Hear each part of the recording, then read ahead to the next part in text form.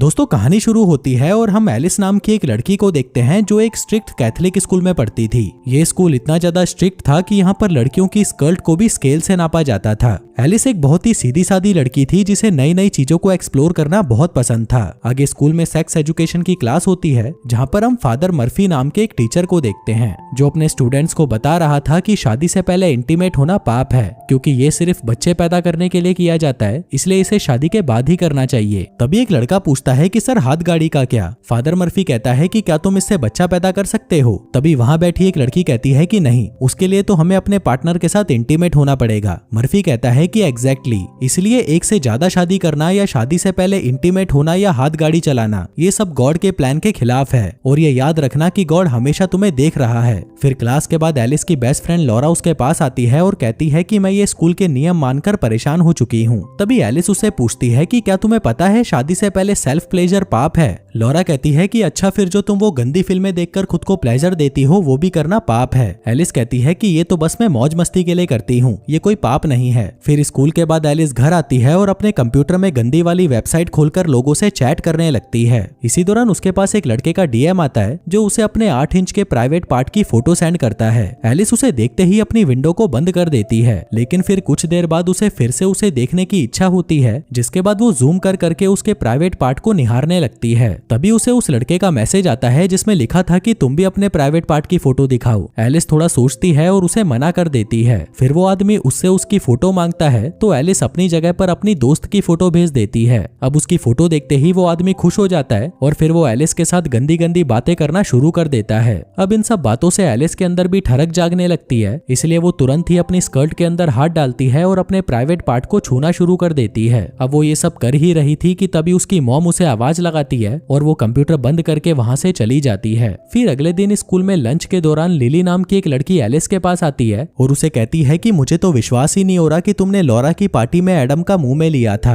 अब ये बात सुनकर लॉरा भी शॉक्ड हो जाती है और उससे पूछती है कि क्या तुमने सच में उस रात एडम का मुंह में लिया था? एलिस कहती है कि वो लड़की पागल हो चुकी है, मैंने ऐसा कुछ भी नहीं किया। लिली कहती है कि अब तो ये बात पूरे स्कूल में फैल चुकी है, जिसके बाद वो वहां से चली जाती है। इसके बाद एलिस एक चॉकलेट रैपर निकालकर उसे चाटने लगती है, जिसे देखकर कुछ लड़के उस पर हंसने लगते हैं और उसका मजाक उड़ाते हैं। आगे हम देखते हैं कि उस वेबसाइट पर गंदी चैट करने के बाद एलिस को अपने आप में गिल्टी फील होने लगा था, इसलिए वो गॉड के पास जाकर उनसे माफी मांगती है। इसके बाद स्कूल के सभी स्टूडेंट्स को एक रिट्रीट पर ले जाया जाता है, जहां पर जाने के बाद वो अपने सारे पापों से मुक्त हो जाएंगे और वो सभी गॉड के और भी नजदीक पहुंच जाएंगे। तभी वहां पहुंचते ही एलिस की नजर एक लड़के पर पड़ती है। वो लॉरा से पूछती है कि ये कौन है? लॉरा कहती है कि तुम इसे नहीं जानती, ये स्कूल की फुटबॉल टीम का कैप्टन क्रिस है। हम देखते हैं कि क्रिस इतना हैंडसम था कि एलिस उसे देखते ही उस पर फिदा हो गई थी। तभी नीना नाम की एक लड़की उसके पास आती है और उसे उसका रूम दिखाती है। वो कहती है कि यहाँ पर घड़ी और फोन अलाउड नहीं है, इसलिए तुम उसे मेरे पास जमा करा दो। अब एलिस उसे अपनी घड़ी तो दे देती है, लेकिन वो अपना फोन अपने बैग में ही छुपा लेती है। जिसके बाद एलिस हॉल में आती है, जहाँ पर फादर मर्फी उन सभी को छोटे छोटे ग्रुप्स में बांट देते हैं। एलिस के ग्रुप का लीडर क्रिस था, जिसे देखते ही एलिस खुश हो जाती है। फिर फादर मर्फी सभी को बताता है कि तुम्हें यहाँ पर गॉड ने बुलाया है, ये ट्रिप तुम लोगों के लिए खास होने वाली है, जो आगे जाकर जीवन में तुम्हारी बहुत मदद करेगी। इसके बाद वो सबको एक एक फॉर्म देता है जिसमें कुछ फीलिंग्स के बारे में लिखा हुआ था। अब यहाँ पर इन्होंने जो जो फीलिंग्स को महसूस किया था वो सभी इन्हें इस फॉर्म में भरना था। एलिस फॉर्म भरना शुरू करती है और लस्ट के ऊपर मार्क करती है, लेकिन फिर बाद में वो उसे मिटा देती है, लेकिन वो मिटता नहीं है और तभी टाइम ओवर हो जाता है। पर एलिस उसे पेंसिल से काट देती है और फॉर्म जमा करा देती है। फिर उसी रात एलिस अपने फोन में गेम खेल रही थी, लेकिन तभी अचानक उसका फोन वाइब्रेट करने लगता है। अब ये देखते ही एलिस को चुल सी मचती है और वो उस फोन को अपनी टांगों के बीच में डालकर पूरी रात उसके मजे लेती है। फिर अगली सुबह सारे स्टूडेंट्स जंगल में घूमने के लिए जाते हैं। वहीं एलिस यहाँ पर सिर्फ क्रिस को ही देख रही थी। इसी दौरान एक लड़की नीचे गिरने लगती है, पर क्रिस उसे पकड़ लेता है। अब ये देखकर एलिस को एक आइडिया आता है और वो भी गिरने का नाटक करती है। तभी ये देखकर क्रिस उसके पास आता है और उसे उठाकर नर्स के पास ले जाता है, जिसमें एलिस को भी बहुत मजा आ रहा था।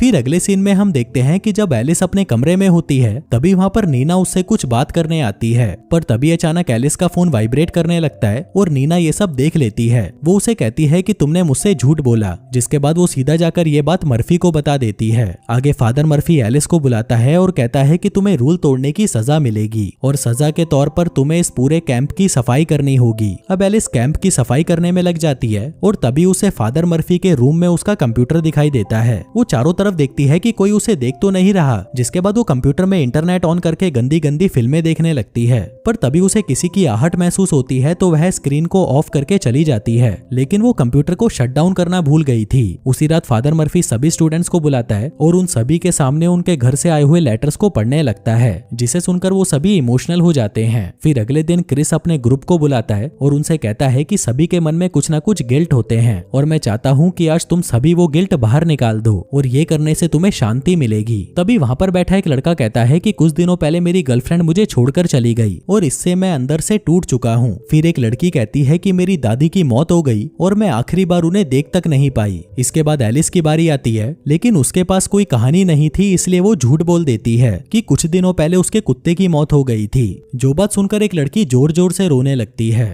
इसके बाद सभी लंच करते हैं और तभी फादर मर्फी आकर कहता है कि कल किसी ने मेरे कंप्यूटर पर गंदी फिल्में देखी हैं, लेकिन इस पर सभी चुप रहते हैं। मर्फी कहता है कि मुझे ये तो नहीं पता कि ये किसने किया है, पर याद रखना गॉड सब कुछ देख रहा है। अब ये सुनकर एलिस घबरा जाती है, लेकिन वो किसी को कुछ नहीं बताती। इसके बाद मर्फी एलिस को अकेले में बुलाता है और उससे पूछता है कि गॉड के साथ तुम्हारा रिलेशन कैसा है। एलिस कहती है कि फर्स्ट क्लास। मर्फी कहता है कि फिर तुमने फॉर्म में लस्ट क्यों भरा था। एलिस कहती है क्योंकि मैं कुछ महीनों पहले ये फील कर रही थी। मर्फी पूछता है कि क्या तुम अभी भी ऐसा फील कर रही हो, जिस पर वो कहती है नहीं। इसके बाद जब एलिस सफाई कर रही थी तभी एडम वहाँ पर आता है और कचरा नीचे फेंक देता है। एलिस कहती है कि तेरी प्रॉब्लम क्या है। एडम कहता है कि तेरी वजह से मेरा ब्रेकअप होते होते बचा। एलिस पूछती है क्यों, मैंने क्या किया, बल्कि मेरा नाम खराब हो रहा है, जबकि मैंने कुछ किया भी नहीं। लेकिन तभी मर्फी वहाँ पर आ जाता है और एडम को अपने साथ ले जाता है। फिर सफाई करते वक्त एलिस को वहाँ पर एक बैंड मिलता है जिस पर एडम का नाम लिखा हुआ था और वो उसे अपने पास रख लेती है। इसके बाद जब वो किचन की सफाई कर रही थी तभी उसकी नजर खिड़की के बाहर पड़ती है और जो वो देखती है वो देखकर उसकी फटी की फटी रह जाती है।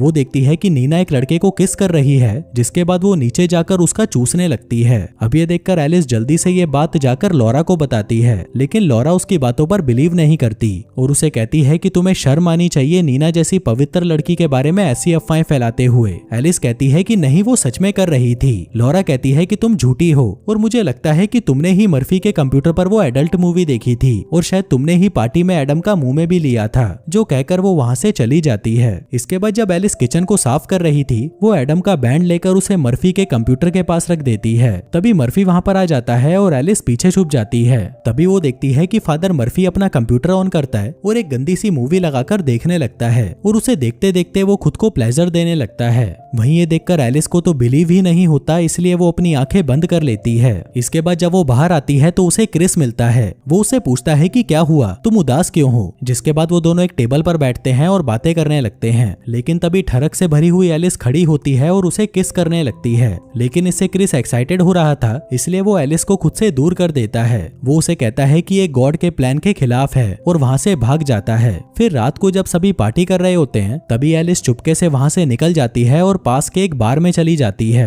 वहीं उस बार में नताशा नाम की एक औरत बैठी थी जो उससे पूछती है कि क्या हुआ। एलिस कहती है कि आखिर मेरे साथ ही ऐसा क्यों होता है, मैं जिसको भी पसंद करती हूँ वो मेरे से दूर चला जाता है। नताशा कहती है कि ये तो सबके साथ होता है, बचपन में मैं भी किसी को पसंद करती थी लेकिन वो साला गे निकला। अब ये सुनकर एलिस को थोड़ा अच्छा महसूस होता है, जिसके बाद वो उसे वापस कैंप में ड्रॉप कर देती है। फिर अगली सुबह जब सभी ब्रेकफास्ट कर रहे थे तभी वहाँ फादर मर्फी आकर एडम को अपने साथ ले जाता है। इसी दौरान लॉरा एलिस के पास आती है और उससे माफी मांगती है कि उसने उसे इतना बुरा भला कहा। एलिस कहती है कि कोई बात नहीं। तभी लॉरा उसे कहती है कि तुम्हें पता है एडम एक गे है। अब ये सुनकर एलिस शॉक्ड हो जाती है और कहती है कि ये कैसे हो सकता है, उसकी तो गर्लफ्रेंड थी ना। लॉरा कहती है कि उस साले से कुछ हो नहीं पाता था, इसलिए उसने अफवाह फैलाई थी कि उसकी एक गर्लफ्रेंड है। इसके बाद हम देखते हैं कि अब वो रिट्रीट खत्म हो जाती है और सभी अपने अपने घर चले जाते हैं। फिर अगले दिन एलिस स्कूल जाती है जहाँ पर क्रिस उसे देखकर छुपने लगता है। तभी एलिस उसके पास जाकर कहती है कि तुम्हें छुपने की जरूरत नहीं है, क्योंकि जो लास्ट टाइम हुआ था वो आगे नहीं होगा और क्या अब हम दोस्त बन सकते हैं, जिस पर क्रिस मान जाता है।